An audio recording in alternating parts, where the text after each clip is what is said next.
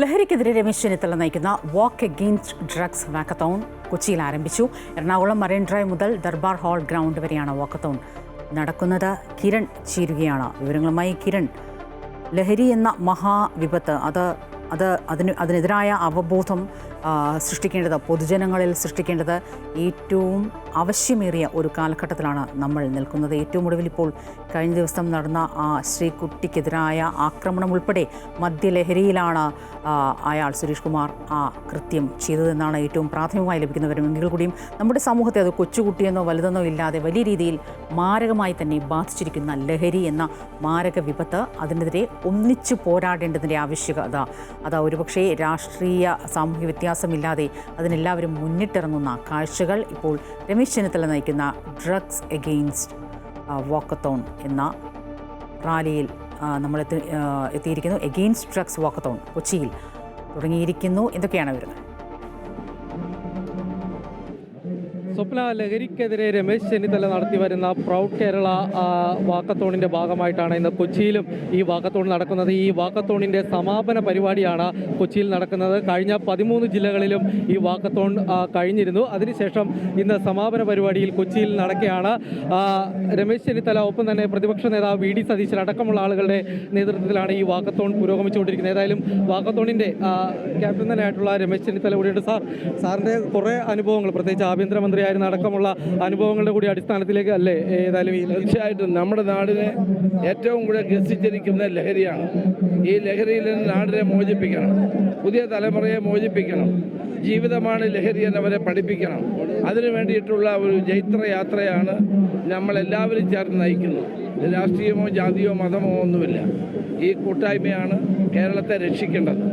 Government വസ്തുത മനസ്സിലാക്കി ഇടപെടൽ നടത്തണം. ലഹരിയുടെ വേരറക്കാനുള്ള ശക്തമായ നടപടി ഉണ്ടാകണം.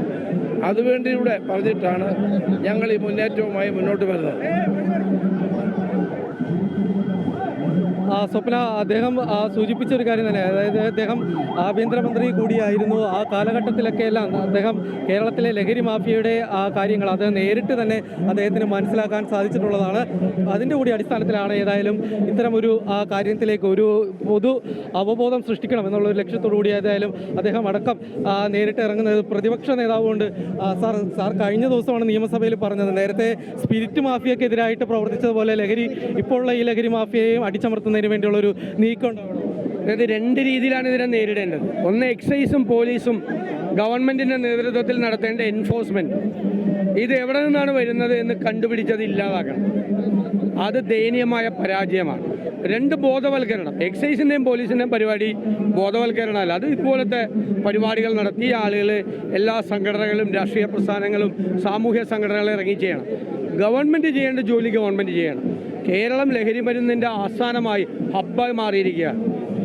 അത്രമാത്രം വേഗത്തിലാണ് ഇത് പടരുന്നത്. നമ്മുടെ കുഞ്ഞുങ്ങളെ കൊലയ്ക്ക് കൊടുക്കാൻ നമ്മൾ സമ്മതിക്കില്ല എന്നുള്ള പ്രഖ്യാപനത്തോടു കൂടി ഇച്ഛാശക്തിയോടുള്ള തീരുമാനങ്ങളാണ് ആവശ്യം. അതാണ് ഏറ്റവും പ്രധാനം. മാത്രമല്ല സാർ, ഇപ്പോൾ ഈ കുട്ടികളെ ഡി അഡിക്ഷൻ സെൻ്ററിലേക്ക് എത്തിക്കുന്ന ഒരു പ്രവണത, അല്ലെങ്കിൽ അത് കൂടുതൽ കഴിഞ്ഞ വർഷങ്ങളെക്കാൾ കൂടി വരുന്നൊരു സാഹചര്യം. അല്ല, അതിൻ്റെ എണ്ണം വർദ്ധിക്കുകയാണ്. ഈ പ്രാവശ്യം 500 പേരുള്ളൊരു സംഘത്തിൽ അടുത്ത വർഷം 5000 പേരാണ് വരുന്നത്. 10 ഇരട്ടിയായി മാറുകയാണ് എല്ലാ വർഷവും, അപകടകരമായ നിലയിലേക്ക്.